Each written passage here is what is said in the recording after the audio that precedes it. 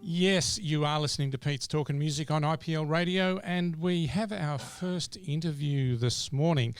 This is very interesting and very pertinent, very relevant to me as the father of two teenage children. I know as well as anybody that being a teenager can be tough. They are tough times. 1 in 4 young people feel lonely all or most of the time. Suicide is the leading cause of death for young people. 1 in 4 young people will experience bullying at school. 1 in 12 are disengaged from education and work, and 1 in 6 feel negative or very negative about the future. This morning I am talking to the CEO of Raise Foundation, Vicki Condon, and they're all about helping young people manage and cope with mental health issues and disorders and youth mentoring. Are you there, Vicki? Yes, hi Peter, thanks for having me. Hi, thank you for being on Pete's Talking Music on IPL Radio this morning. Vicki, Raise Foundation, tell me all about it, please. Yes, look, the introduction that you just gave is quite sobering. I know it's quite hard to listen to those kinds of statistics, and that's the reason why we exist. Raise Foundation is an early intervention and prevention mentoring program. We gather up volunteers from the community, we train them, and then we take them into local high schools, and they mentor young people who are at risk of disengaging or poor wellbeing. We work with the wellbeing team at the school to identify which young people would benefit most from having their very own mentor to talk to every week for 23 weeks. And we have the program in about 13 schools across WA and looking for mentors at the moment.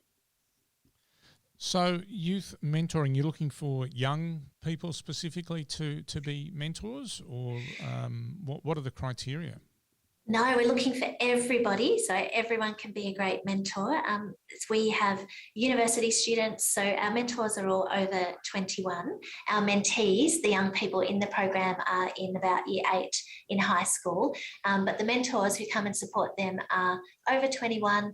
They can be up to 91. We had a 91-year-old mentor recently. So you might be retired, you might be working part-time or full-time. Your employer might give you time off to volunteer in your local community. You might be a parent of a teenager or an up-and-coming teenager.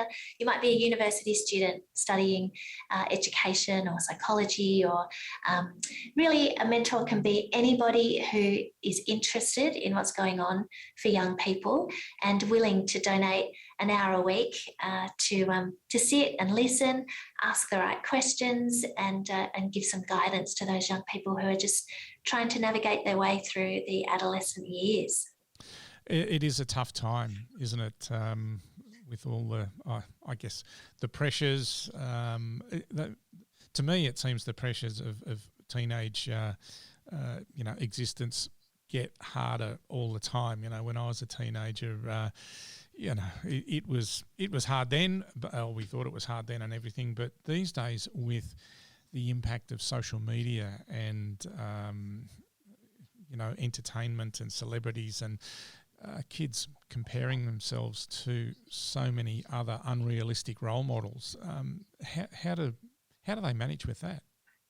It's such a good point, Peter. And we know that adolescence is a tough time anyway. We can all remember what it was like to be a teenager. And I think you're absolutely correct that in this time that we're living in, it is just more escalated and elevated for young people in terms of the different issues that they're dealing with. They're simple things like, bullying.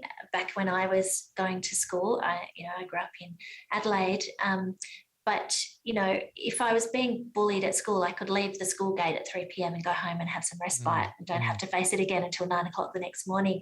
But with social media today, our young people are facing that, 24/7. And you're right, they're comparing themselves to other people's highlight reels on social media. Much of that isn't accurate. So they're, comparing themselves to unrealistic expectations. They've got lots going on at school. They're living in a world now where they're worried about the environment. They're worried about, the pandemic. We're seeing bushfires and floods all across the country. I think young people are, anxious and worried about their future. And, it just helps so much for them to have this independent, trusted adult that can come and just sit with them and listen and know that whatever they talk about is confidential between them, unless they're at risk of significant harm, and then we'll provide extra support. But having someone to talk to that they know that whatever they say isn't going to end up on Facebook, or Snapchat the next morning for the whole year group to see at school. So just giving them some extra support is much needed right now. Yeah, definitely. Look, Vicki, you are the CEO, but also the founder of Raise Foundation. What prompted you to start the organisation? Yeah, look, my background is in human resource management. So I worked in corporate for a long time, and then, got married and had 3 kids. And once they got off to school, I retrained as a counsellor, thinking that I wanted to be a school counsellor, and did a placement where young people kind of avoided the school counsellor's office. And, there's quite a stigma attached to going to ask for help. Yeah, you don't want to be seen to be walking into the school counsellor's office, do you? Yeah, there was a time of that, not always. I think school counsellors do a great job, but for young people, it's, sometimes, there's a bit of a stigma attached to that. So I started volunteering to other mentoring organisations, and I ended up writing a business plan around this mentoring organisation that I thought I would run, but had a bit of a crisis of confidence because I'd never run a big organisation before, and I put the business plan away. And then it was a few months later that our family experienced the death by suicide of a 14-year-old family friend. I'm sorry to hear that. Yeah, my husband was there at the time, and our children were coming up to a similar age, and I just remember thinking, this is not okay. And, we all, we missed it. It seemed like everything was fine, and then all of a sudden they were gone. And so my husband went off to the funeral, and I went off to ASIC and registered the organisation. And that was 14 years ago now. And we've had 10,703 young people graduate from the program, and we've trained over 7,000 volunteer mentors. So, and that kind of belongs to all the communities and the amazing people that want to do something in their local community but don't know what. And then they raise their hand and say, yeah, I'm going to be a Raise mentor, and it makes all the difference. There's some amazing results, and thank you for the initiative of starting such a fabulous organisation. What were those numbers again? They were just staggering. Yeah, so we've had 10,703 young people graduate from the program so far, and we've trained over 7,000 volunteer mentors. We're in 6 states across the country. We're expanding to Tasmania next year, but we've got 13 schools in WA for next year, and that's our biggest group yet. So we're at Applecross and Bob Hawke Senior College and Butler and Churchlands and Governor Stirling and Halls Head and Rockingham. So, yeah, all over, which is fantastic. That is just amazing. So I guess understanding that half of all sort of mental disorders begin by the age of 14, and sometimes that can have an impact on your life, can't it? That's right.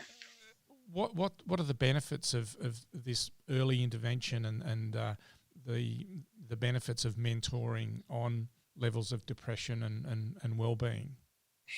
Yeah, the program that we've developed over these years is one of prevention. We see a lot of investment in the crisis end of mental health, particularly for young people. But what we're doing is bringing in someone trusted that young people can talk to and work issues through with at an early age. So we're working in, with year 8 students, so they're 13 or 14 years old, before the main challenges come up for them, so that we can teach them the skills to get through the challenges when they happen. So the 4 key areas that our kind of curriculum works towards are building resilience, so being able to push through the challenges and obstacles, developing hope for the future, and that's all about goal setting, having a growth mindset, pushing, having a look at yourself, seeing yourself graduating from school and finding work. So hope for the future is the second one. The third one is all about asking for help. And this is really, really important for mental illness concerns. So knowing that if a young person has had an experience of 6 months talking to a trusted adult, they're much more likely to go and ask someone else for help when they're not coping. So asking for help is the third one. And the fourth one is about school engagement. And it's been a rough couple of years for young people in schools. Trying to re-engage with school is really important for them. Yeah.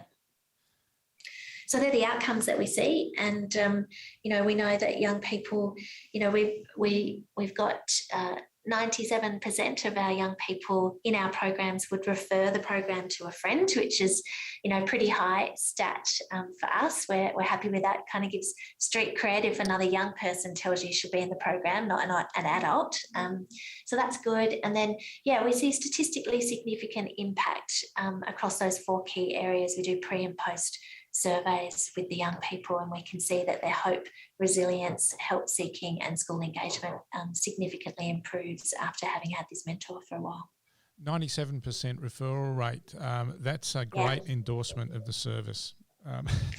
Absolutely. I must say. Have you had any young people who have used the services and called up in a bad place and everything in their teenage years and everything like that, as they've grown up, have they gone on to be mentors? Yes, and it's so exciting, and I always find it a bit overwhelming when that happens. We've had several people come back. We've got several people who work for our organisation now who were mentees. Actually got a LinkedIn post earlier this year from someone who said, "Hi Vicki, just wanted to let you know that I'm joining Raise as a program counsellor, really looking forward to it." And I said, "Oh, that's great, great to have you here." And then they wrote another message kind of saying, "Oh, and I was a mentor last year, which I really loved, and that's why I did it." And I said, "Oh, that's great."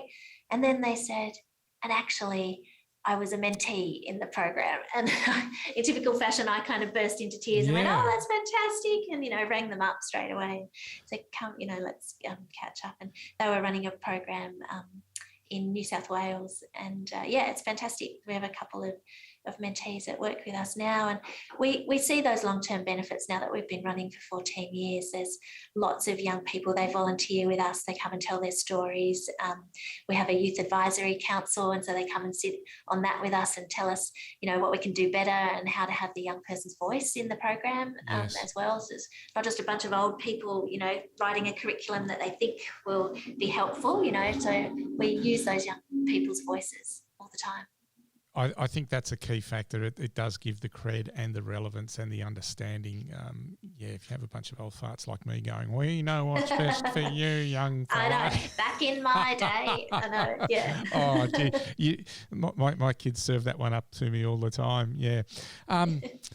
Very true.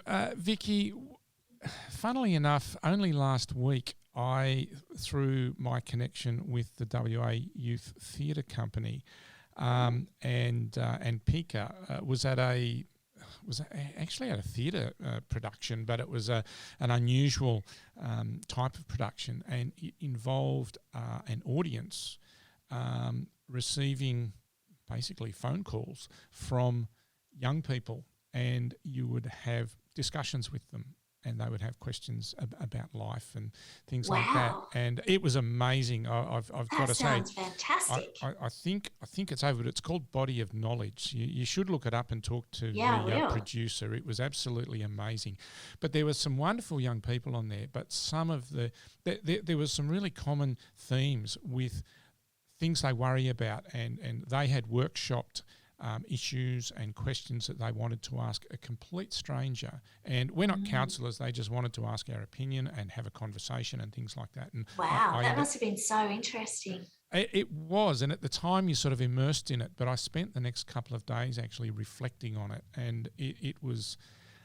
yeah, it was, I sort of got quite involved in it. But, some of the recurring themes to me were young people, worried about the here and now. And, there was one young person was, always felt she had to be very good and perfect at everything, and was always comparing herself with others and everything. And that was that pressure that I sort of alluded to earlier. And there was another young guy who was really concerned that in coming years he was going to lose his grandparents. He was very close with his grandparents, and I guess dealing with death and the loss around that. And there was another young person who just asked me how I set goals and how I stay motivated and stop procrastinating and all of that, and just all of those things that we all sometimes we take for granted as an adult. We go, yeah, come on, just get on with it. But as a teenager, you're sorting all of that through in life. What other common themes do young people have when they come to talk to Raise?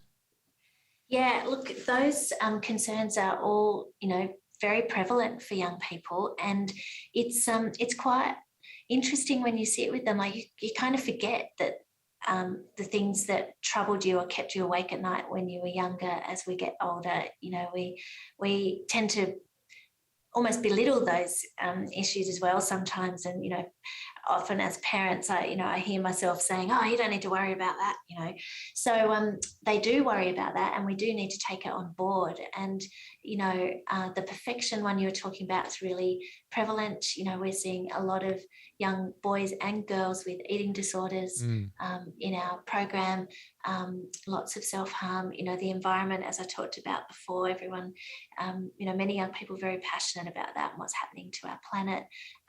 And, there's so many things just out of their control, which, they worry about everything. You're seeing a lot of family breakdown, some domestic violence as well. It's lots of pressure at the moment in the economy. So, they're worried about those things too. So there's just so many, big issues all the way through to the small issues about, friendship groups and why isn't, that person talking to me anymore, or why wasn't I picked for that footy team? So, or why were they talking to me last week and not this week? Yes, exactly. That's a common one in girls, I find. Yes, yeah. And frenemies. That's right. So, Vicki, a lot of volunteers and, people that get involved, but organisations like this still cost money to run. How do you fund yourself? Yeah, our funding is challenging. We have some great corporate partners and some private donors, which is amazing. We do, local events. We have, the golf day, the movie night, the big ball, which, has been hard over the last couple of years with COVID. We get a small amount of government funding, about 20% from federal health. We work really hard to find the funding. Some of the schools contribute a little bit as well. We keep working as hard as we can to find the funding that we need to be able to reach as many schools as we can and recruit as many mentors as we possibly can as well. Well, talking about that, you are looking for mentors at the moment. If I had an hour or two to give as a mentor and contacted you, what's the process? How do I get involved? Yeah, the best way to sign up and become a Raise mentor is to go to our website, which is raise.org.au, and all the information is there. You can choose a program, choose a day and time. As I said, we're looking particularly for mentors in Rockingham and Halls Head and Coastal Lakes College. We're at Mount Lawley and Ocean Reef, so we've got lots of different opportunities there on different days and times. And we would love to hear from local community organisations or council chambers or sporting clubs to try and find all the mentors that we need. So with 13 schools, we can take up to about 15 mentors into each of those programs. So we're looking for lots of mentors, and raise.org.au to be able to sign up. That is a lot of people, isn't it, you're after? Yes, So it is. Good luck with that. So what's involved in the training? Training's awesome. It's 8 modules of online training that you can do at your own pace. And then we have 1 day of group training where you practice all the skills. You've got to do a working with children check and a national crime check, and then you're ready to go. And the program's all supervised by a qualified counsellor who comes in with you and the other 14 mentors into the program every week, on the same day and time. So it's all very well supported. So the mentoring, is that something you do from home or a central office, or how does that work? You go into the schools. So into the schools, right? Yeah, you go into the schools and sorry, I just had someone come in.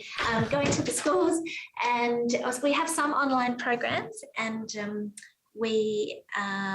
so we can do them online from home or from work, but you can go into the local school, which is really great because you get to, see the environment, work with the young people, in their own space, in the playground or the gym space, at the school, and it's all very safe because you're in that school environment and you've got the support of the school counsellor in case you need it. That sounds wonderful. Vicki, I've just called up your website here and looking at your corporate partners and everything. Do you want to give a shout out to them because they're so good for you? Oh, that's amazing. Nobody lets me do that. We have some incredible corporate partners who've been with us for a long time. So Macquarie Bank, Priceline, Zurich, Salesforce have just joined up, and we're part of this awesome collaboration called Future Generation Australia, which is really amazing as well. So, lots of local community organisations too, local footy clubs and things like that do fundraising for us. And, it costs us about $2,000 for every young person to be in the program. So every $2,000 that we get means another young person can be in the program and have their very own mentor for 6 months every week. So it makes a really big difference and goes a long way. It's very relevant when you put it down to dollars and cents and hours like that, isn't it? Yes, it is. And it does just, make all the difference. You could probably remember a mentor or a mentor figure in your life when you were young, maybe someone who said or did something that you still remember that kind of changed the direction of your choices. And, I have an awesome teacher from my year 10 in Adelaide. I still remember her name, and I can, remember her voice, and I just learned so much from her, and I never would have finished school if it wasn't for her. I know I would have dropped out in year 10 and would, definitely not be doing what I'm doing now if not for her. So that's a great story. So mentors make a big difference. I guess imagine I'm a 13-year-old boy at school, and I'm being bullied and pushed around, and social media is relentless, and I'm feeling pretty negative about life. And, at that age you're sort of scared and fearful and not really sure what to do, and you're feeling pretty bad about yourself. What should I do? Look, what's really, really important for that situation is to find somewhere or someone you can go to for respite. We all kind of think about bullies as, do you stand up for yourself? Do you fight back? That kind of thing. And we see a lot of young people, witnessing bullying and, aren't feeling confident enough to stand up for each other as well. So there's a lot in that. I think the most important thing for a young person who's experiencing that is really, as I say, to really find someone who cares about what's going on for them, that's willing to let them just vent and let out everything that's going on for them, because you can't change things, and particularly as a mentor, you can't change what's going on for a young person. You can just help them to cope. So to listen, to ask the right questions, to believe them that it's going on, it makes a huge impact for a young person. They're much more likely to keep telling you things if you sit in that space with them rather than telling them to get over it or, punch them back or, any of those kinds of things. Just sit and let them vent and get it off their chest. They're going to have to go in and face it again, and you can't be there for all of that time. So giving them that time and space, someone to talk to, someone to listen, just the power of showing up for a young person, and being there for them and supporting them in whatever's going on just can make such a huge impact for them in those tough moments. So it's all about reaching out and starting the conversation, isn't it? Yeah, it is. It's that's sometimes the hardest step. It is, and it's very hard for adults, not just young people, to ask someone for help. You don't want people to think that you're weak or incapable or failing. So it's a big life lesson, isn't it? And you want to learn that early to know how to go and reach out to someone for help, or admit that something's not working for you, or that you're sad or you're worried or you're angry about something. So really important to practice those skills of vocalizing that and working through it, because life isn't smooth sailing. There's always going to be challenges.